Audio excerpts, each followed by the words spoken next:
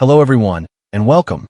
I hope this story gives you a chance to relax and unwind after a busy day.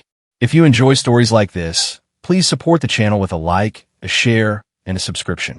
Your support truly means a lot to me, and it gives me the motivation to keep growing this channel and bringing you more entertaining and enjoyable stories. Thank you so much for being here, and now, let's begin the story. At Meridian Vale on the colony world Meridian, Ronan Hale stepped off the shuttle with dust on his boots and a sealed assignment packet in his jacket. His public role was simple. He was a defense technology specialist from Earth, sent to review security risks around a new civilian infrastructure project. His real purpose sat only one layer deeper. Earth Command wanted to know why a half-starved colony at the edge of a weak trade lane had suddenly stopped asking for emergency concessions. Meridian Vale had spent years begging for spare filters, antibiotics, clean catalysts, and power credits. Then, in less than 4 months, those requests had thinned. That did not happen by accident. The shuttle pad sat beside a ridge of old mineral cuttings and patched maintenance towers.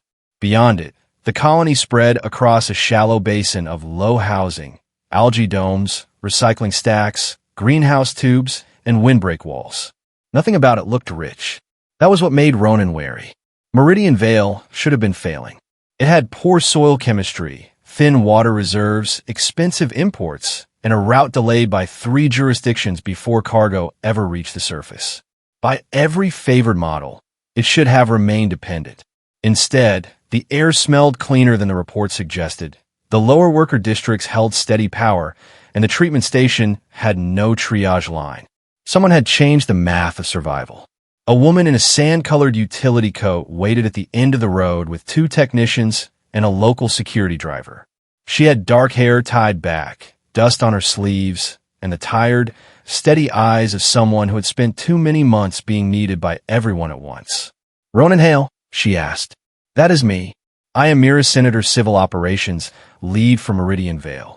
She offered her hand without stiffness. "We were told Earth was sending a security reviewer. We were not told you would arrive on the same day as system activation.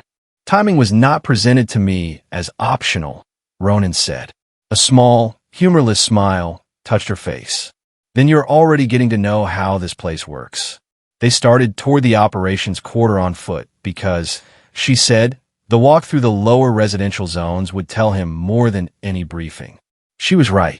They passed housing first built as temporary labor units and later turned into permanent neighborhoods. The walls were old, but new pipe runs climbed the outer panels. Water cisterns had been linked in clustered loops, and small food frames stood between homes. Children crossed the lane carrying warm containers. 2 elderly men replaced a filter sleeve on a shared air exchanger without the fear of people handling their last spare. "This district used to fail first," Mira said.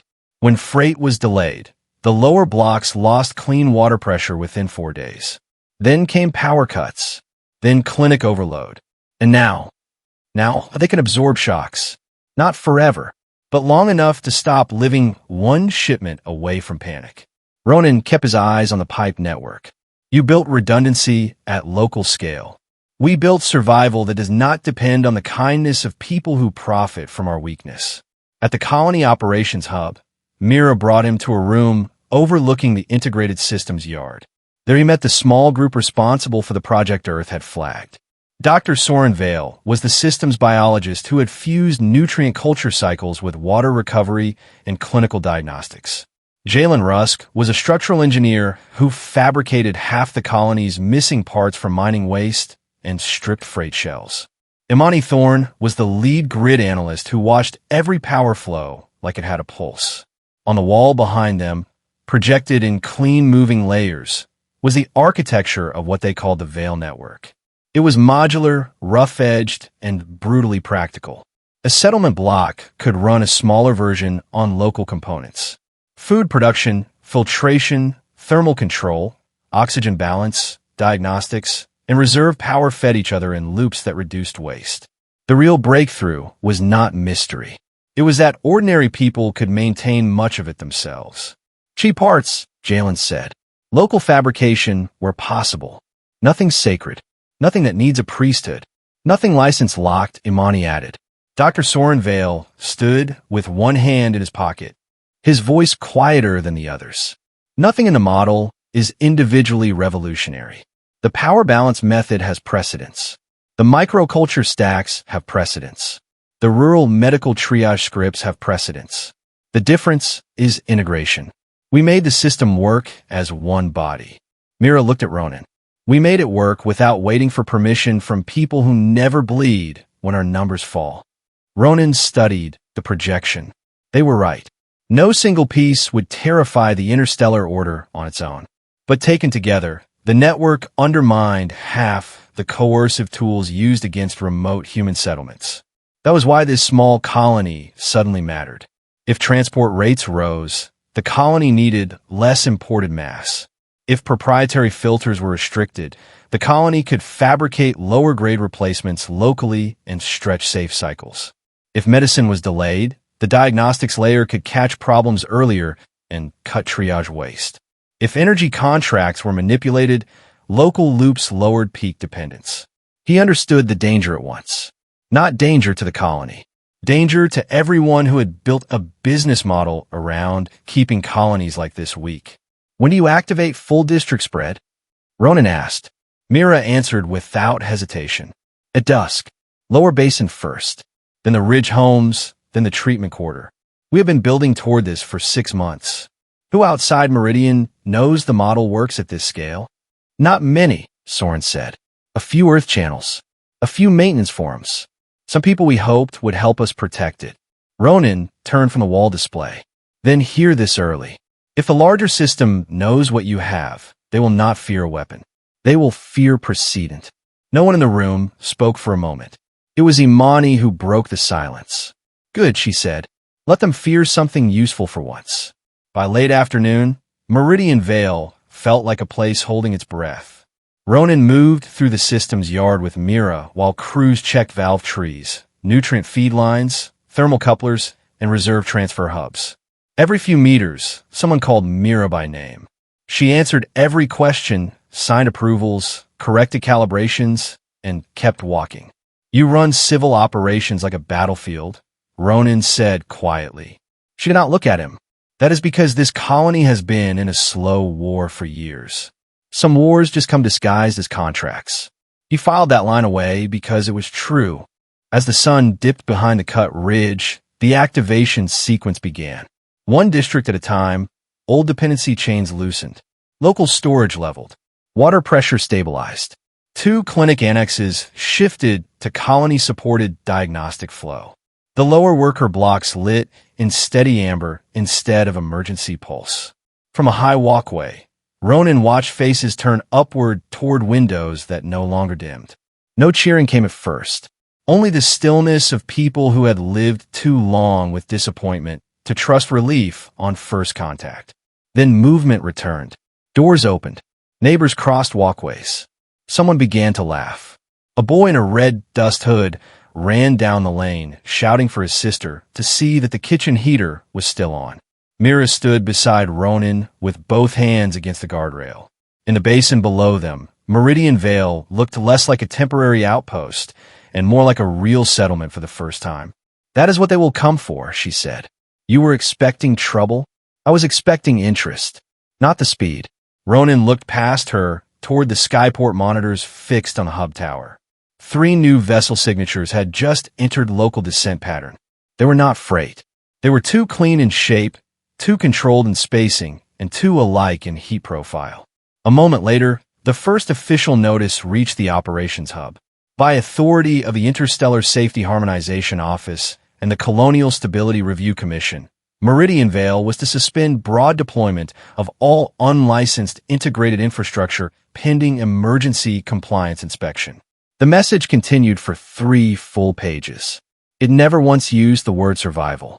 By the time the inspection shuttles touched down, the colony's first real day of breathing on its own had turned into a legal siege. The shift was immediate, and everyone in the hub felt it. Ronan read the notice twice, then once more. He had seen similar language before on other worlds, though not often. It only appeared when something small threatened to become contagious in the political sense. In the operations room, Mira stood at the table beside him as senior staff gathered around. "Can they do this?" one of the technicians asked. Soren answered before Ronan could. "Yes. They can initiate provisional review under cross-jurisdiction safety doctrine if a system alters resource risk across dependent zones." Jalen swore under his breath. "Dependent zones. We are a colony, not livestock."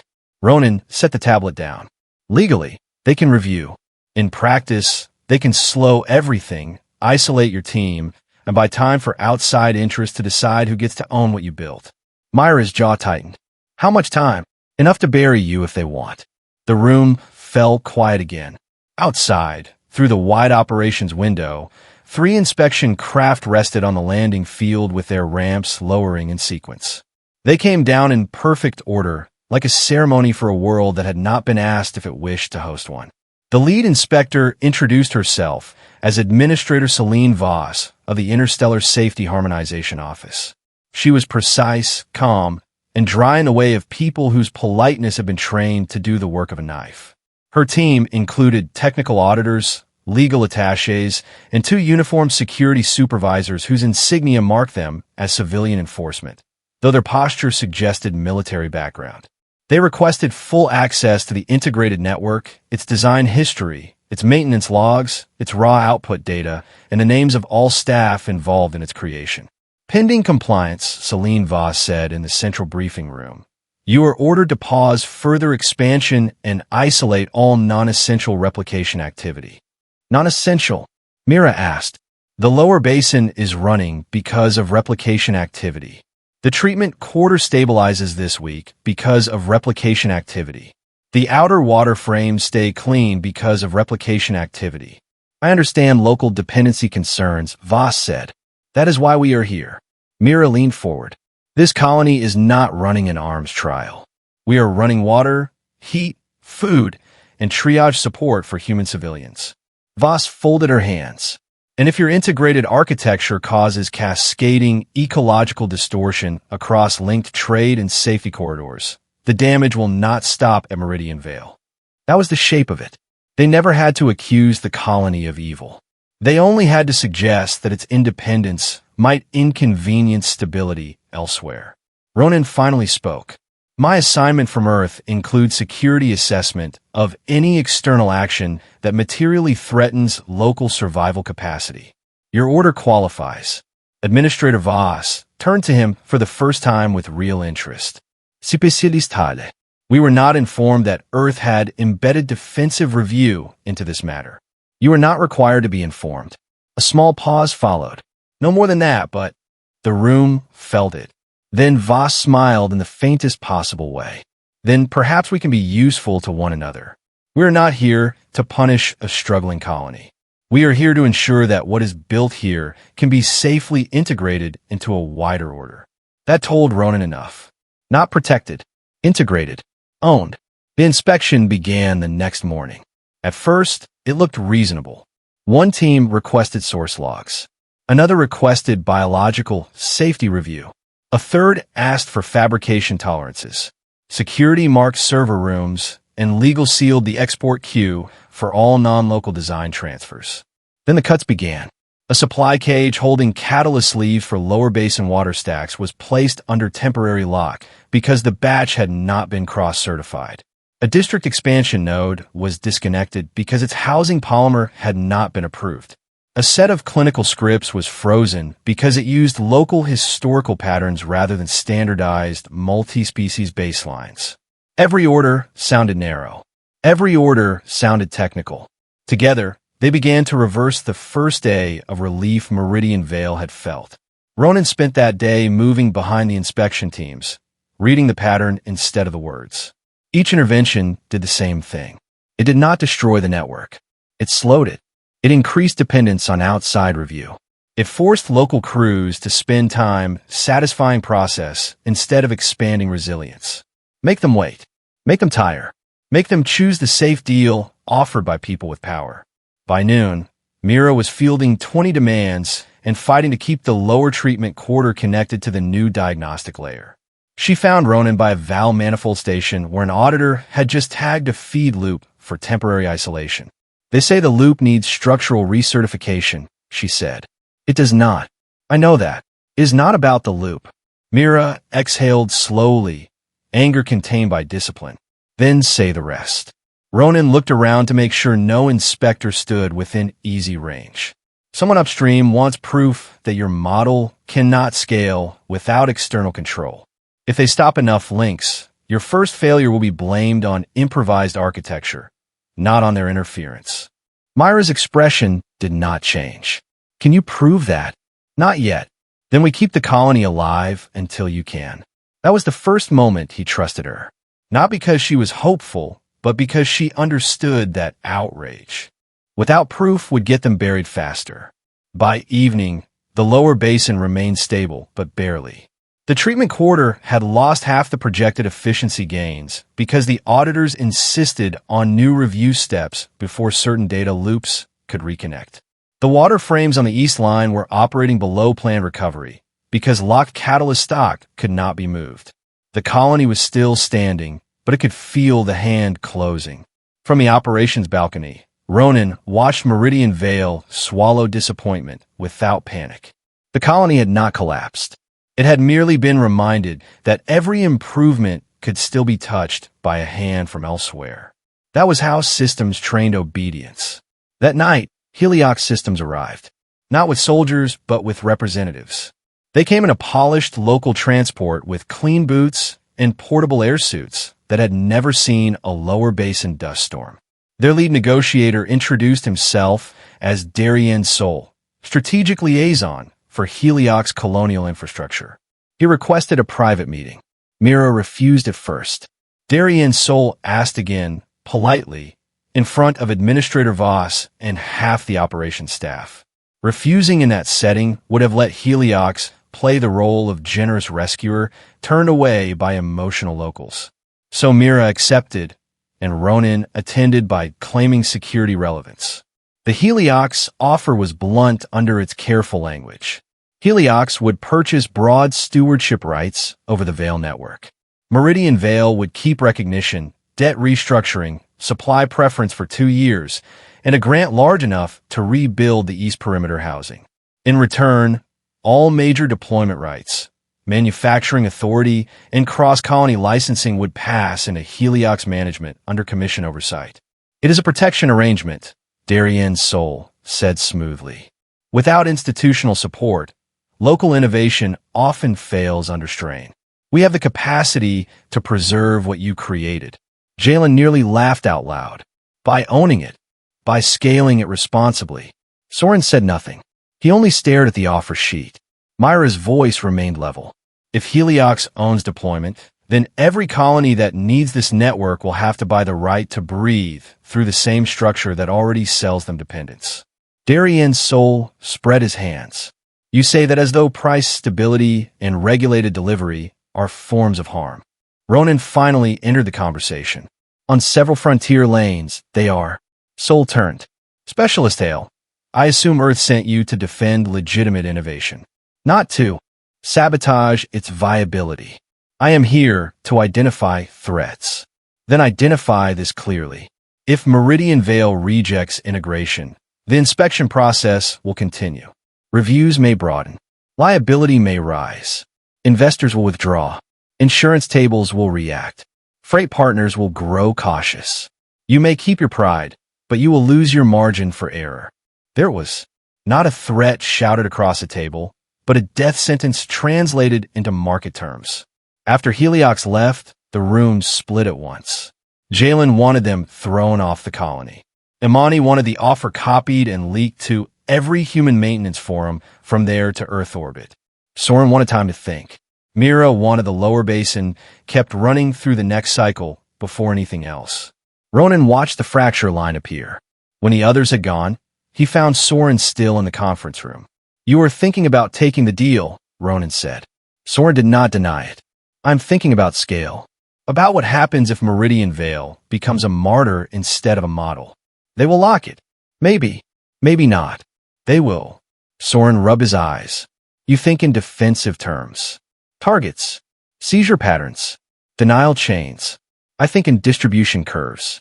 Even a compromised release could still save people. Ronan leaned against the table. Save them into what? Another generation of dependency with better marketing. Soren looked tired enough to tell the truth. Better dependency than extinction. Ronan said nothing for a long moment. Then he answered quietly. That is exactly the line people use when they want the weak to accept whatever chain is offered. Outside, the colony lights held steady. Not bright, not rich, just steady. It should not have felt radical for a human colony to keep its own lights on. The fact that it did made him angrier than he showed. On the third day of inspection, the first Real injury came.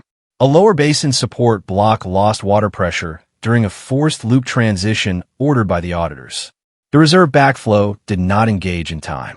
The thermal balance shifted, and a pressure seal in one of the residential runs failed and contaminated a line feeding 3 housing stacks. No one died, but children had to be moved. The clinic surged. 2 elderly residents collapsed from stress and heat exposure. The lower basin, which had only just begun trusting the new system, suddenly watched clean water become uncertain again. Administrator Voss called it an unfortunate systems interaction during provisional review. Mira called it what it was. Your team touched a functioning line and broke it. Voss remained perfectly composed. Our engineers followed safety protocol. No, Mira said. They followed procedure designed for delay, not for places where delay means harm. Ronan pulled the raw intervention logs before anyone could scrub them. There it was. The auditors had demanded a manual interruption point in a cycle that should have been staggered. The failure was not random. It was engineered by compliance methodology that treated the colony as a diagram instead of a living system. He did not yet have proof of malice. He had proof of indifference weaponized in a process. That evening, from a narrow maintenance channel not visible on standard colonial traffic maps, he sent an encrypted packet to Earth. He included the logs, the Heliox offer, the legal freeze pattern, and his assessment that Meridian Vale was under structured suppression. Safety was not the real target. Autonomous replication was. The acknowledgement that came back carried no promises. Only receipt. Earth was listening. Whether Earth could move fast enough was another matter. By the 4th day, the colony changed around them. Not in collapse, but in mood. People who had spent months building a path out of dependency could feel external hands closing around it. Lower workers stopped talking as inspectors passed. Crew leads became careful with words on open channels. Mothers at clinic intake asked whether medicines linked to the new network were still safe because rumors had started moving through the outer housing. Rumors never moved by themselves. Imani traced the first wave to 3 anonymous feeds flagged as safety advocacy networks. Their claims were clever enough to be dangerous. The Vale network, they said, might cause cross-species contamination risk. It might destabilize local ecosystems. It might create unregulated medical triage bias. It might, in untrained hands, become a black market infrastructure platform. None of it needed to be fully true. It only needed to spread before the colony could defend itself. Heliox, Mira asked. Maybe them, Imani said. Maybe someone feeding them.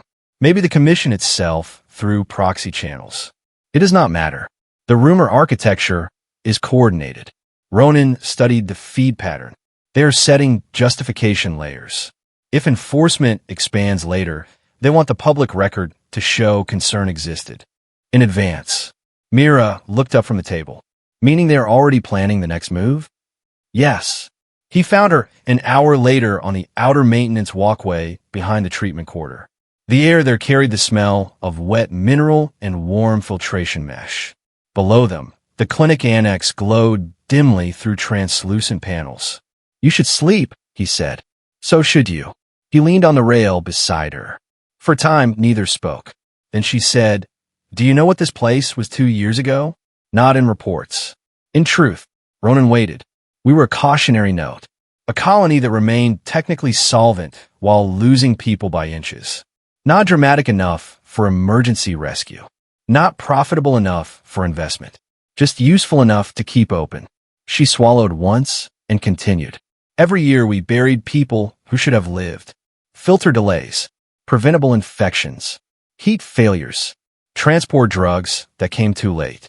Not because we had no science, because survival arrived licensed, priced, delayed, and always owned by someone far away. There was no self-pity in her voice, only memory. When the network started working, she said, people here stopped speaking about escape. They started speaking about next year. That, Ronan thought, was the most dangerous thing Meridian Vale had produced. Not a system, a future. He turned toward her. If it comes to a point where you cannot save both this colony and control of the design, which do you choose? Mira did not answer quickly. When she did, her voice was low. That depends on whether control of the design is the same thing as protecting what it was built for. The answer stayed with him long after they left the walkway. Earth's second packet arrived in the dark hours before morning. It was short and cold. Strategic cover would be minimal. Formal protest was delayed. Multiple jurisdictions were involved. He was ordered not to escalate kinetically unless local civilian survival faced imminent compromise, and to keep gathering evidence while preserving life and design integrity if possible. If possible, Ronan almost laughed. That was how distant systems asked people at the edge to perform miracles without generating diplomatic inconvenience. Still, the message told him one useful thing. Earth knew it could not stop what was coming through official channels, which meant Meridian Vale would have to survive the next stage mostly alone. The next stage began with a list. Administrator Voss issued expanded review findings that morning. Certain modules were now under full suspension. Clinical scripts were to be isolated from local historical training data. Fabrication nodes producing replacement housings were to cease until materials traceability could be verified. The East Reservoir couplers required extraction for laboratory certification. The list was long enough to sound comprehensive and precise enough to sound responsible. That was exactly why it was dangerous. Jalen read the order, then slapped the tablet onto the table so hard the screen flickered. If they extract the east couplers, the outer quarter drops back into emergency rationing inside 6 days. Voss answered without emotion. Temporary hardship is preferable to unchecked systems risk. Mira stepped closer. Say that again to the families who just got stable water for the first time in 3 years. Voss met her gaze. Colony Director's son, I am not your enemy. No, Mira said. You are worse. Enemies admit what they are doing. The room went still. Ronan knew then that open cooperation was over. Whatever came next would be a contest of timing, proof, and how far each side could push without triggering the wrong public image. The larger system had far more room to maneuver than a single colony did, unless the colony changed the board. He stood alone in the system's archive reviewing old traffic links, maintenance channels, and modular distribution maps. He pulled records from previous struggling colonies, looking for anything that resembled Meridian Vale's work. At first he found fragments. A water reclamation design from Ketter's Reach had vanished after safety review. A low-cost rural diagnostic bundle from the Perseus Drift colonies had been pulled pending multi-species validation and never restored. A thermal loop architecture from Damar outstations had disappeared into licensing arbitration. He kept digging. The pattern sharpened. Each of those colonies had built or adapted something that reduced external dependence. Each had then been subjected to review, containment, acquisition, or reputational ruin. None had reached enough spread to survive the process. Meridian Vale was not an exception. It was the latest target in a quiet doctrine. He compiled the cases and brought them to Mira, Imani, Jalen, and Soren in the secure maintenance sublevel beneath the old mining office. This is not about you, Ronan said. Not only about you. This has happened before. Whenever a frontier human settlement invents a cheaper path to endurance, someone upstream classifies it as risk, folds it into ownership, or buries it. Imani read the case summaries with growing fury. They have been pruning us. Jalen slammed his palm against the wall. So all that talk about cross-colony stability was never even original. Mira read slower than the others. When she looked up, the anger in her face had been replaced by something colder. How high does it go? Ronan answered honestly. High enough that the people in front of us may be functionaries, not authors. Soren stared at the screen longer than anyone else. You are saying, he said, that no human colony is allowed to become too efficient unless someone powerful gets to own the efficiency first. Yes. He sat back in silence. For the first time since Ronan had met him, Dr. Soren Vale looked frightened in a personal way, not an abstract one. Mira saw it too. What is it? Soren looked at her, then at the others. If he's right, then Heliox did not approach us because we succeeded. They approached because they expected the suppression cycle, which means someone in the commission knew what we were before the inspection vessels landed. Ronan nodded once. That is my read. Imani cursed again. Then they had the trap built before activation. Yes, Ronan said. That changed the room. Before, they had still been arguing over whether Meridian Vale might survive by proving itself. Now they knew proof had never been the threshold. Control was. That evening, Mira insisted Ronan leave the sublevels and walk the colony with her again. I need you to remember what this is for when the next decision comes, she said. They moved from the lower basin through the treatment quarter, then into the greenhouse spine at the edge of the old industrial flats. Workers were transplanting new growth racks powered by the integrated loops. A mother in Clinic Blue said her son's lung stress had eased because the district air exchangers were no longer cycling through late-stage filters. A baker thanked Jalen for keeping heat steady enough that his ovens no longer died mid-batch. Little things in the eyes of systems that measure power by fleets and licenses. Yet Ronan understood that this was the true battlefield. The right of ordinary people to stop hovering over the edge of failure. In the West Quarter, Mira showed him a housing row that had once been marked for phased abandonment because the utility load was too costly. It was occupied now, repairs underway, windows bright with human use. A girl about 10 years old looked up at Ronan's Earth insignia and asked, "Are you here to help us keep it?" He did not answer at once because honesty had become complicated. Mira answered for him. He is here to make sure no one takes it from us quietly. The girl seemed satisfied by that and ran back toward the row. Ronan looked at Mira after she left. You trust me more than is sensible. No, Mira said. I trust that you understand the cost of losing this. That is different. That same afternoon, Soren asked for a private word with Ronan. I need your honest assessment, Soren said. No eslogans. No earth pride. No colony defiance. Mathematics. Ronan waited. If we reject Heliox completely, resist expanded seizure, and try to protect the full network inside Meridian Vale, what are our odds of preserving both the colony and the design? Ronan answered at once. Low. Soren gave a tiny nod, as if confirming something he had already known. And if Heliox acquires stewardship under pressure but deploys within a year, deployment will be selective, expensive, and controlled. They will say the network has spread. It will spread on terms that preserve dependency. Soren turned away. Still better than disappearance. Is it? Ronan asked. Soren did not reply. Ronan kept going. Listen carefully. If this becomes a licensed solution sold through the same channels that already starve frontier settlements, then your work becomes another gate. Better painted. More efficient. Still a gate. Soren pressed both hands against the table. And if I do nothing, Meridian Vale may become a cautionary ruin. There may be a third path. Soren turned back sharply. Then say it. Ronan did not. Not yet. Because he did not have enough of it to risk aloud. The first military-shaped shadow appeared the next morning. A commission support cutter entered holding position above Meridian with a public transponder marking it as a stability escort asset. Its armament profile was not consistent with escort work alone.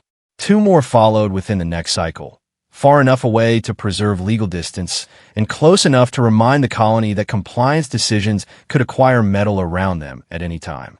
Local. Rumor outran formal notice.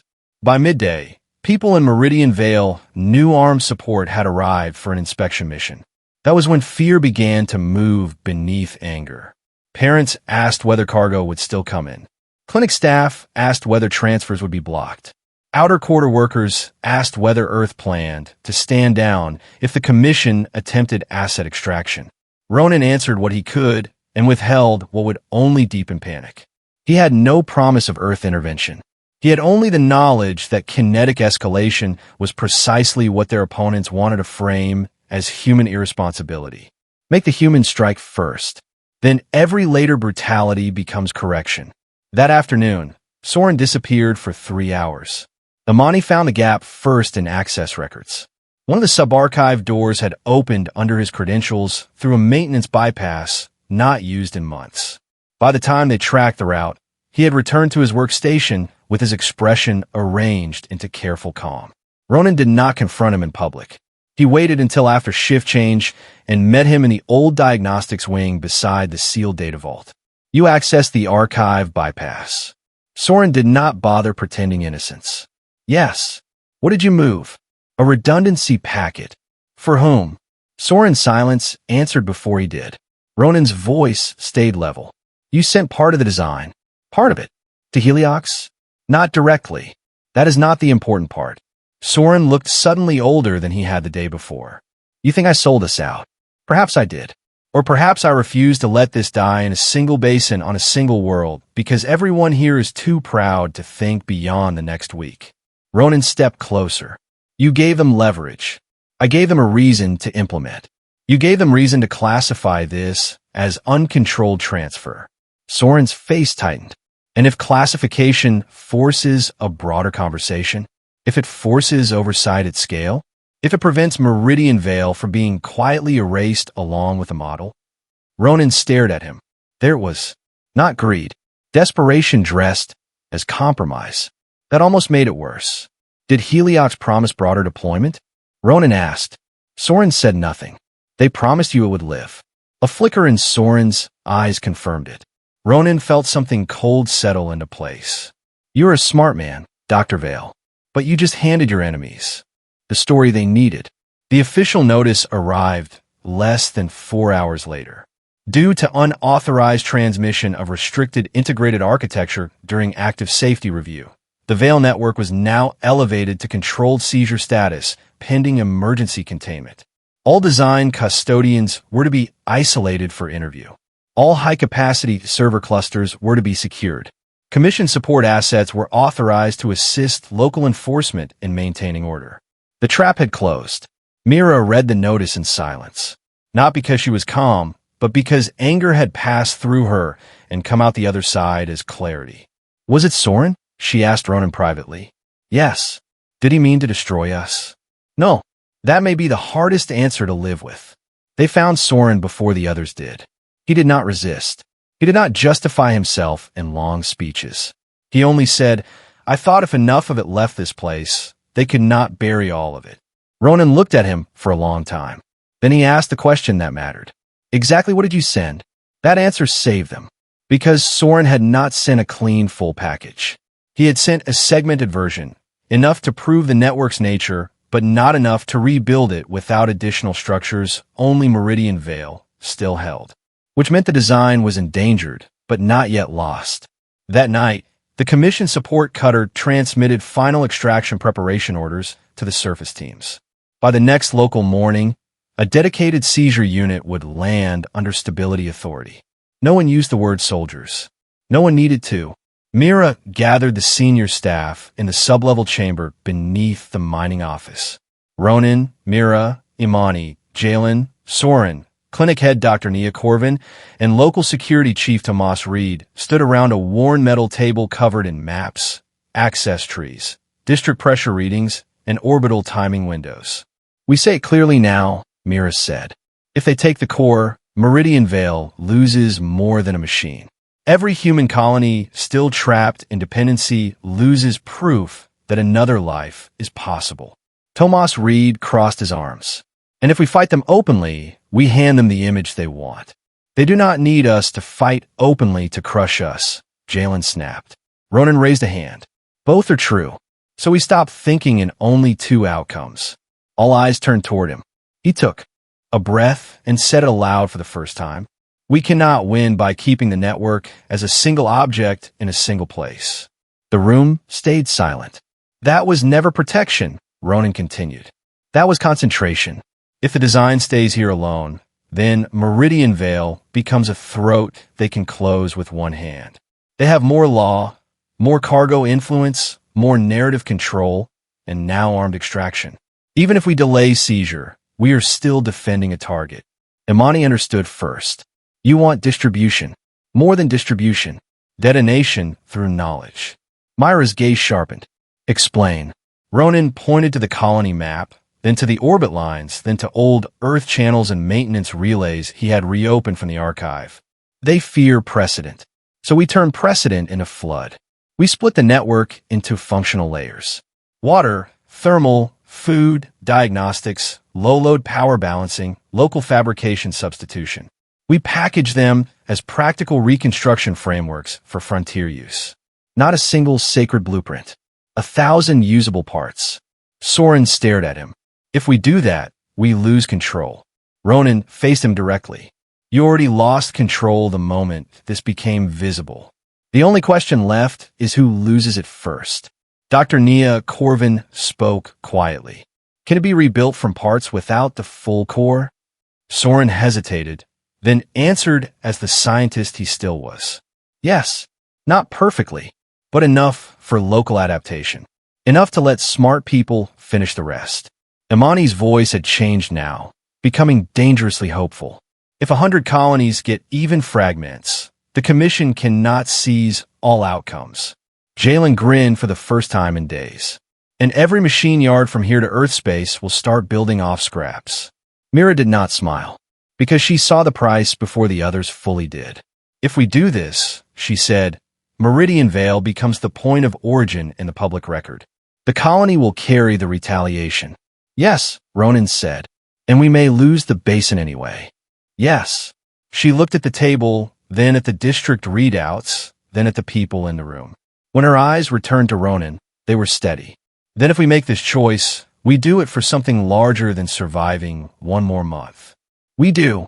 No one left the room after that with innocence intact. The next day became preparation. Not for battle in the heroic sense, but for multiplication.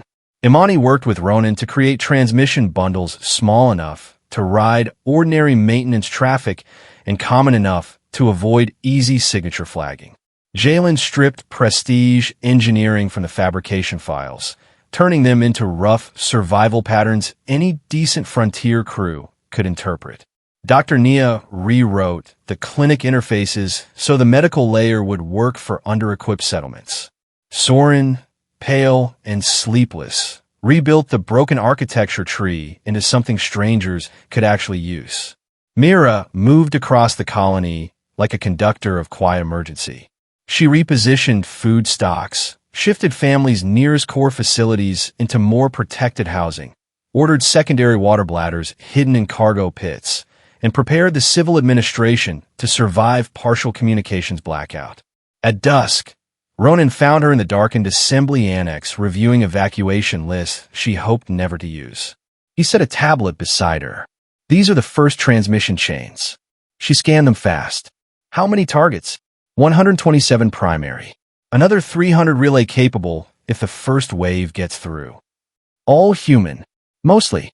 A handful of mixed settlements run by people who owe humanity favors or hate centralized dependence enough to help. Mira looked up.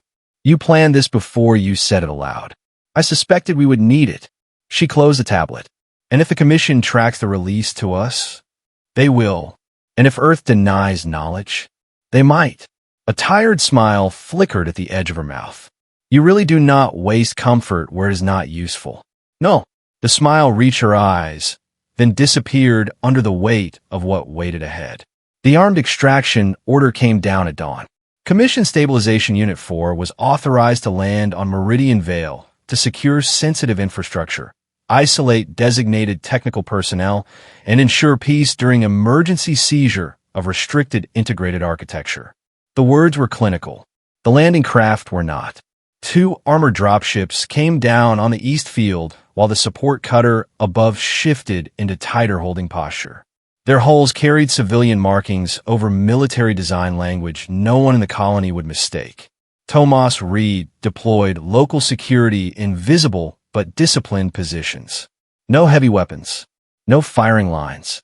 No image that could be sold as insurgency.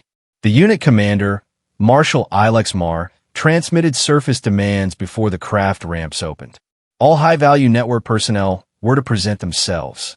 All central servers were to be surrendered. Intact. All external data traffic was to cease. Any obstruction would be considered destabilizing interference under interstellar emergency review law.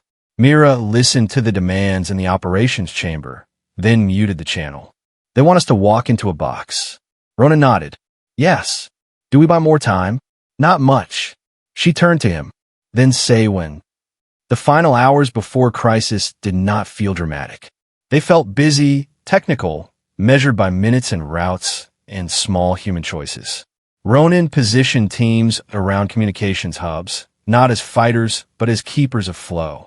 Tomas placed civilians away from likely breach paths.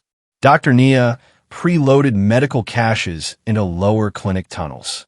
Jalen rigged non-lethal power drops in 2 service corridors. Imani synced the release architecture to multiple triggers so no single shutdown could kill the transmission. Soren took station at the old relay spine, the one Heliox analysts thought had already been neutralized by network isolation orders. That was where he intended to make his last repair. The first confrontation happened at the central server wing. Marshal Mar entered with 6 enforcement officers in hard blue armor and no visible hurry. Administrator Voss walked with them, still dressed for paperwork rather than violence. Colony Director Son, Mar said, "We are here to conclude this matter with minimum disruption." Mira stood beside Ronan in the server hall. By stealing civilian survival infrastructure under armed supervision. By securing restricted architecture until proper cross-jurisdiction review is complete. Ronan answered before she could. Your support cutter and strike-capable landers suggest a review environment poorly calibrated for civilian trust. Mar looked at him with something close to respect. Specialist Hale, your continued presence complicates this. That seems to be a recurring problem for your side. Administrator Voss stepped forward. No one here wishes for Meridian Vale to suffer. Surrender the servers, preserve chain of custody, and the colony's cooperation will be recorded favorably. Myra's voice hardened. Favorable to whom? No answer came. The hall stayed quiet enough for everyone to hear the distant hum of power transfer beyond the walls. Ronan checked the time on his wrist display. Not yet, Mar signaled, and 2 officers advanced toward the inner access gate. Tomas's local security stepped into their path without raising weapons. Stand aside, one officer said. No, Tomas replied. Not without a valid local hazard determination. Administrator Voss held out a tablet. Authority is current and complete. Ronan did not even glance at it. Current and complete does not mean morally neutral. Mar's expression cooled. Morality is a poor instrument during instability. Ronan almost answered, but at that exact moment Imani's voice came over the private channel. They're hitting outer relays now. We have maybe 9 minutes before they isolate the old spine if they know where to look. Ronan tapped acknowledgement and looked at Mira. She understood without explanation. This was the last window.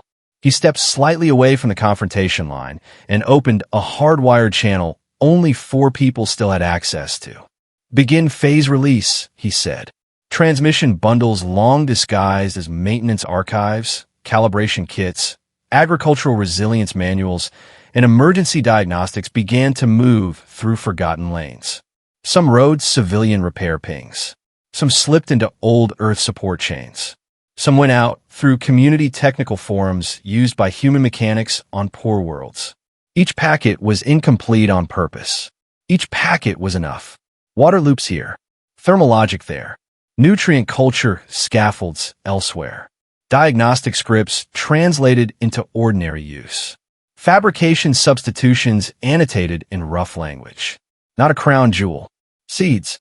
Marshal Mar received the first alert before anyone in the hall moved. His eyes shifted to a side display mounted inside his visor. Traffic surge, he said sharply. Administrator Voss turned. Where? Distributed outbound. Unknown pattern. Ronan did not smile. That would have wasted the moment. Mar immediately understood. Lock all channels. Imani's voice came again through Ronan's private link, tighter now. They found two, still moving. Mars officers surged toward the inner server gate. Tomas's people braced, but did not strike first. A second line of commission officers advanced from the rear access corridor.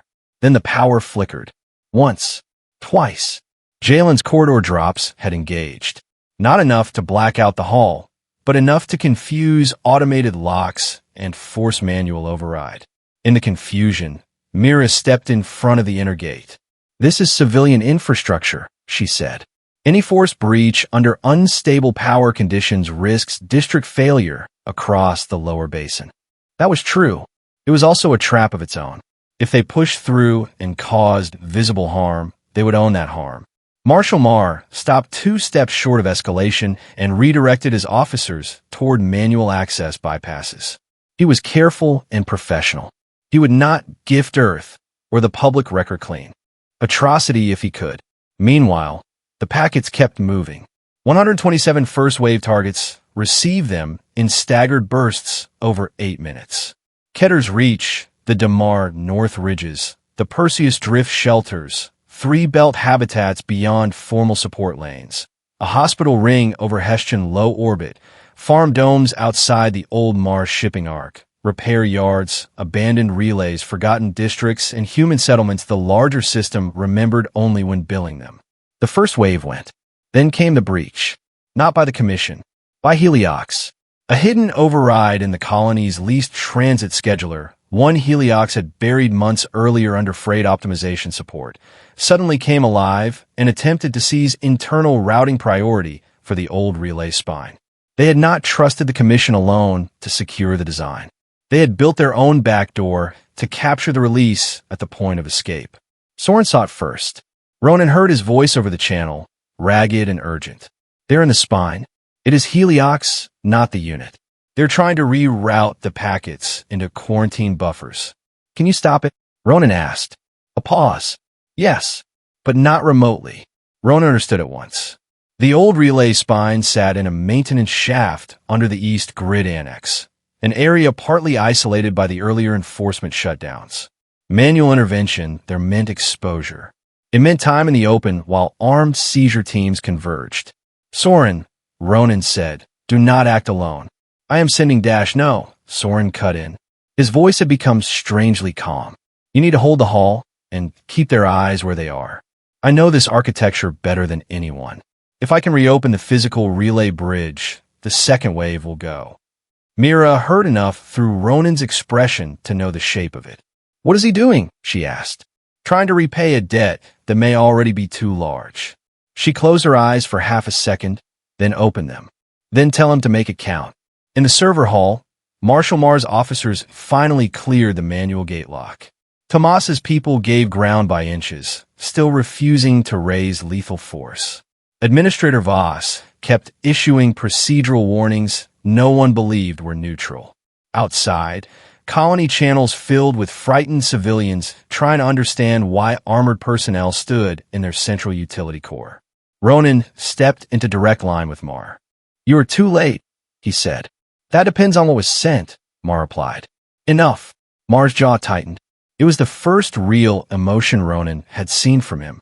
At the old relay spine, Soren descended alone into a maintenance cavity barely wide enough for one adult body to work in.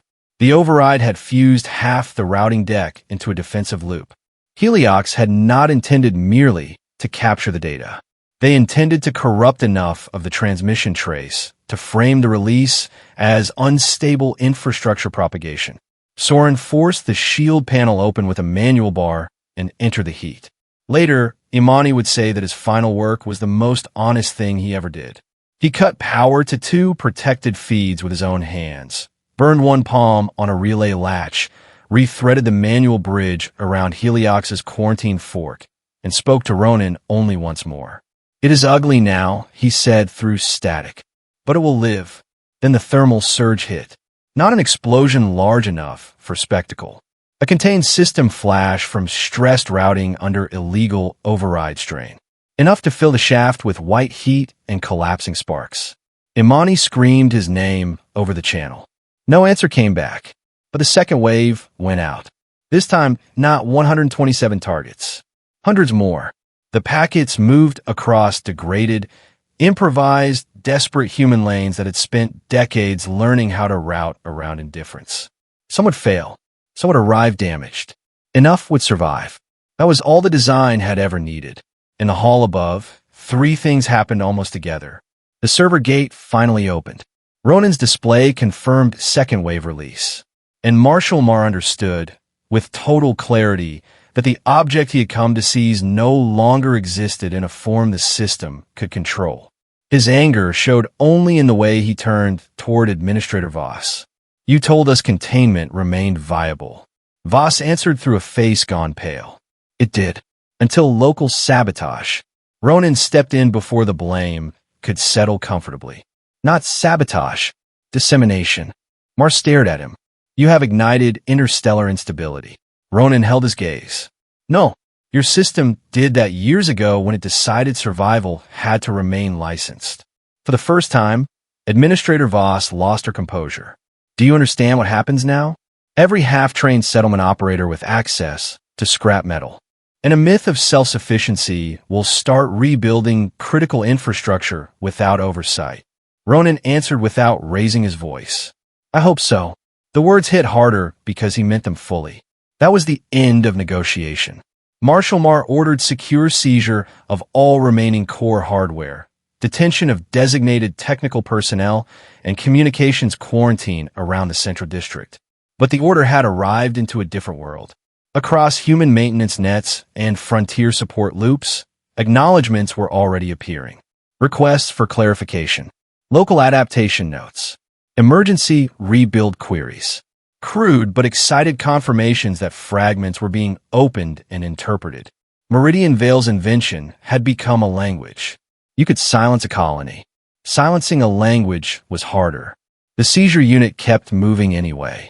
The real violence began not as a grand battle, but as a series of hard choices in tight spaces. Tomas Reed directed civilians into shelter corridors while local security used doors, shutters, and power cuts to slow-arm movement without triggering indiscriminate fire. Jalen flooded one service hall with harmless coolant mist, so enforcement teams had to choose between slow manual advance and dangerous blind push. Dr. Nia kept the clinic annex functioning under partial isolation while triage overflow came in faster than her staff could clear beds. Mira refused evacuation. She moved between civil control points, keeping district coordinators linked when the official network was fragmenting. At one point, Ronan saw her in the lower square, calming a crowd that had just watched armed officers force entry into a storage block. She was not loud. She did not need to be. People trusted her because she had been the one standing beside their water and heat systems long before this day. Ronan's task became narrower and more brutal. Keep the remaining local core from falling intact into Helioc's accessible custody. Keep Earth from being maneuvered into a provable first strike. Keep Mira alive. He succeeded at only 2 of those cleanly. The old East Annex was hit hardest. That was where Helioc's hidden scheduler backdoor had sat, and that was where commission officers eventually realized someone had carried out a manual intervention. They sealed the sector too late to stop release, but not too late to turn it into a trap. Ronan and Jalen reached the annex after the thermal surge was already fading. They found Soren in the shaft access chamber, alive for less than a minute after they got there. His hands were burned. His right side was marked by heat flash and panel shrapnel. Yet his eyes were clear enough to know them. Jalen dropped to his knees beside him. "Do not die here. Do not you dare." Soren's mouth twitched with something that might have been a ruined attempt at humor. "Never had much talent for timing," he whispered. Ronan crouched close. "Did the packets clear clean?" Soren forced a breath. "Clean enough. Better than they deserved." Then his gaze found Ronan fully. "I was wrong," he said. "About Heliox. About compromise. I thought survival could be purchased back from the people who sold the shortage." Ronan said nothing. There was nothing useful to say. Soren's eyes moved toward the open shaft one last time. "Do not let them turn this into another gate." He died with the relay heat still cooling around them. Jalen looked like a man who wanted to break the planet apart with his hands. Ronan put one hand on his shoulder only once. That was all the comfort either of them could stand. By the time they carried Soren's body out, Meridian Vale had shifted into a new phase of crisis. The Commission could still hurt them. Heliox could still help direct that hurt. The support cutters still sat above them. Freight insurers would react. Sanctions could follow. Supply pressure would worsen. Retaliation would come in a dozen forms. But control had been punctured, and everyone with sense knew it. This knowledge made the last stretch of the confrontation stranger than the first. The seizure unit kept moving because it had orders and because the larger system could not admit strategic failure at the hands of a small colony. Yet each additional room they took no longer felt like victory. It felt like a belated possession of a shell. Ronan and Mira met again near the lower operations chamber after night's cycle had settled over the basin. The colony lights were uneven now. Some districts had fallen back onto reserve logic. Some were dark by design to reduce targeting clarity. Outside, emergency teams still moved between housing rows and utility nodes. Mira had blood on one sleeve that was not hers. "Soren?" she asked. Ronan shook his head once. She closed her eyes. When she opened them, the grief was there, but held tightly behind duty. "Did it? Go." "Yes." "How far?" "Far enough that they cannot erase origin. Far enough that human colonies are already reading it." She let out a breath that sounded more like pain than relief. Then he did not die for a locked archive. No. For one moment the war, the law, the cutters in orbit, and the officers in their corridors all fell away. They were only two exhausted people in a battered control room knowing the world had changed and that the price had just become real.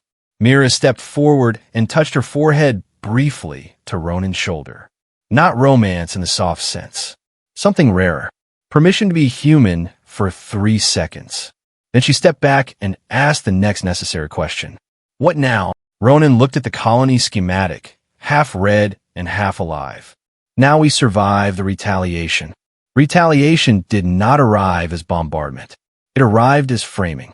Within hours, official channels across the region carried statements condemning unauthorized release of unregulated integrated colonial architecture. Meridian Vale was described as a site of reckless dissemination. Human operators were described as having endangered multi-species stability. Heliox issued a sorrowful notice expressing support for humanitarian protection while regretting the politicization of infrastructure innovation. Ronan read each statement once and felt no surprise. Systems rarely confessed when they were afraid. They moralized. Earth's response arrived slower, then sharper than he expected. An official statement from Earth Colonial Support Command condemned the armed seizure of civilian survival infrastructure and demanded investigation into external commercial influence over the Commission review. It stopped short of military threat. It did not deny the release. It did not apologize for the principle behind it. That mattered. More than public drama, what mattered was that Earth had chosen not to abandon the act outright. Across the next 2 days, Meridian Vale endured what poor colonies knew too well. Freight advisory shifted. Insurance costs spiked. Several neutral carriers postponed scheduled deliveries pending legal clarity. A medical supply shipment was suddenly rerouted by safety review. 2 neighboring jurisdictions announced temporary screening requirements on all Meridian-derived technical traffic. The slow weapons were still active. But something else was happening in parallel. Messages came in through channels too many to block cleanly. A farm ring beyond the inner belt reported a successful adaptation of the low-load water loop. A mining settlement on a poisoned moon sent questions about nutrient scaffold substitution. A clinic station in Deep Freight Shadow confirmed the diagnostic layer was already reducing triage errors. In a broken colony no one in the Corps had thought about in years sent a grainy thank you, because, for the first time, they believed they might keep their lower housing alive through the next cold cycle. The packets were growing roots. Meridian Vale itself remained wounded. Parts of the East Annex were dead. The lower basin had taken strain during the confrontation. Food and medicine forecasts were ugly. Local morale swung between fierce pride and exhausted fear. Yet the colony did not fold. Mira kept the civil spine together with decisions too practical to look heroic from far away. She redistributed shelter loads, converted damaged bays into temporary habitation, and openly briefed district leads on what had been lost and what still held. Jalen and Imani worked like people building after a fire, while the fire was still deciding whether to return.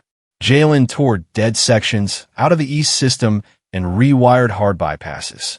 Imani built a local communications mesh so the colony could keep talking even under outside filtering. Tomas kept order without turning the colony into a frightened garrison. Dr. Nia kept the clinic from drowning under delayed consequence.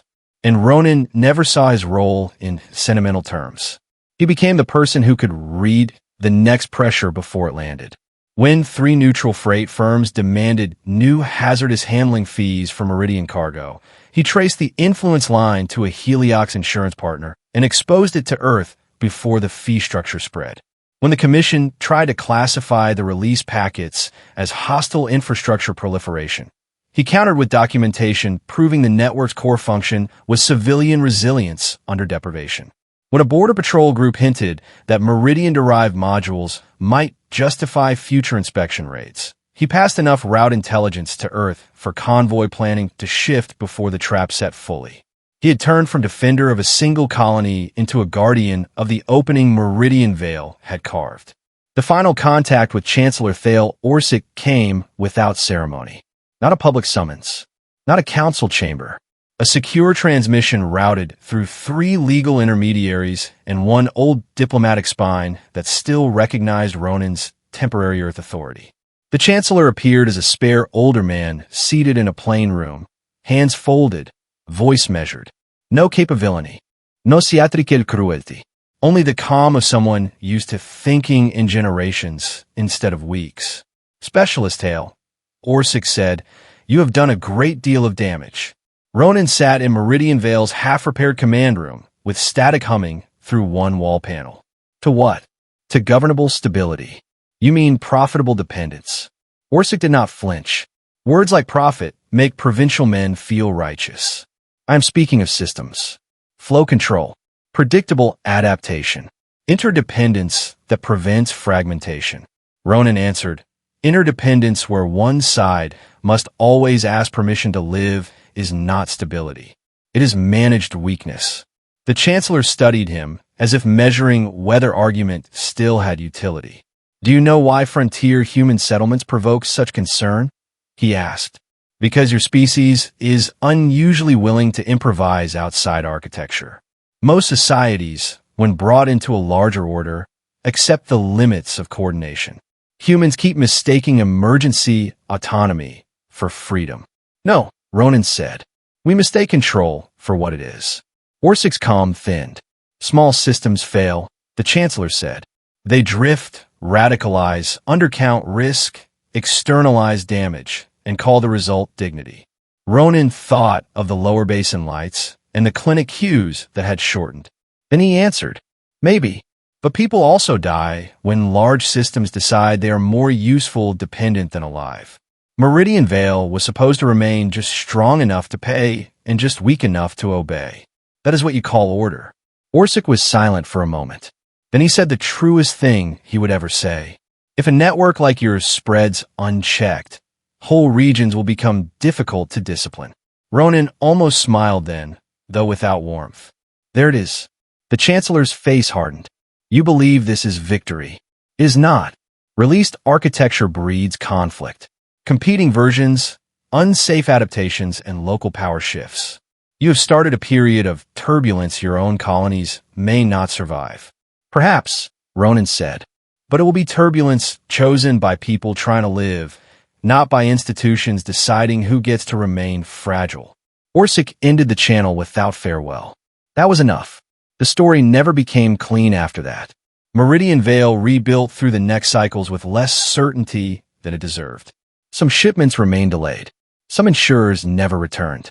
Some neighboring powers treated the colony like a political infection. The East Annex stayed scarred. Soren Vale was buried on a ridge above the basin under. a maintenance tower that still used part of the network he had helped create and nearly condemned. Mira stood at the burial with hands clasped behind her back, her face turned into the dry wind. Jalen could not speak through most of it. Imani did, because somebody had to tell the truth. He built something people needed, she said. Then he helped the wrong hands close over it. Then he tore those hands open. I do not forgive him fully. I do not bury him as a villain either. It was the right kind of mercy. Weeks later, as repairs continued, Ronan prepared to leave Meridian Vale for the first time. Earth wanted him back in a broader role. Too many frontier settlements were already signaling for technical support tied to the released architecture. Too many new pressure points were emerging as the larger system tried to reassert leverage before human colonies learned too much from one another. He stood with Mira on the same outer maintenance walkway where they had first spoken honestly. Below them, the clinic annex lights held steady. Beyond the basin, greenhouse strips reflected dawn into long, clean lines. It still does not look like much from orbit, Mira said. That may save it more than once. She glanced at him. Will you come back? Yes. When? Ronan looked over the colony that had become both target and proof. When you need a specialist in dangerous technologies, he said. That earned him a real laugh, brief and tired and worth hearing. Then the quiet returned. Mira rested, both hands on the rail. Do you know what changed most here? He waited. Not the systems. Not the modules. People did. Before this, Meridian Vale was trying to survive in the shape the galaxy allowed. Now even the old ones speak as if the colony belongs to itself. Ronan thought about that.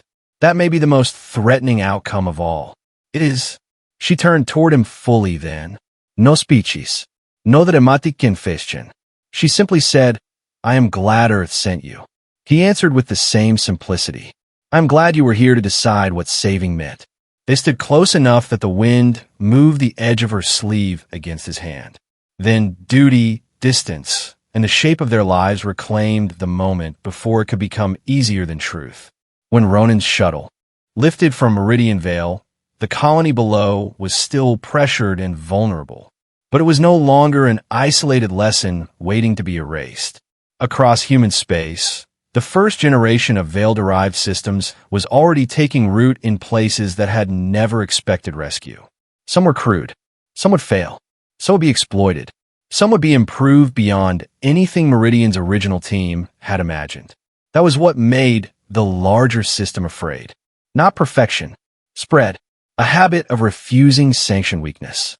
In the months that followed, the Galaxy Council's wider organs did what large powers always do when control slips. They issued new harmonization proposals. They launched safety initiatives. They courted moderate human blocks. They tried to split responsible adaptation from reckless duplication. They offered partnership to some colonies and penalties to others. They spoke endlessly of stability. But the old monopoly of survival had cracked. Too many people had seen the line from dependency to design. Too many settlements had felt what it meant to repair life with their own hands. Too many colonies had stopped asking whether permission would come in time. Meridian Vale paid dearly for being first. But humanity was no longer first in only one place. That was the wound in a larger order that would not close. And if anyone in quiet offices of power still wondered what made human colonies so difficult to discipline, the answer now existed in 1,000 half-rebuilt districts, 1,000 improvised clinics, and 1,000 stubborn machine yards working under poor light. Give humans a way to live without asking. Then try taking it back. If this story stayed with you, then maybe it is because deep down, we all understand the same truth. Survival means more when it is earned with courage, protected with sacrifice, and shared with others who refuse to give up. Ronan Hale did not fight for power. He fought for the simple right to live without asking permission. And in the end, that may be the most human kind of strength there is. Thank you for being here and for spending this time with me. If this story moved you, please like the video, share it with someone who would feel it too, and subscribe to the channel. Every single subscription gives me more encouragement to keep creating more stories like this for you. And until the next story, take care of yourself, and never forget how strong humanity can be when hope refuses to die.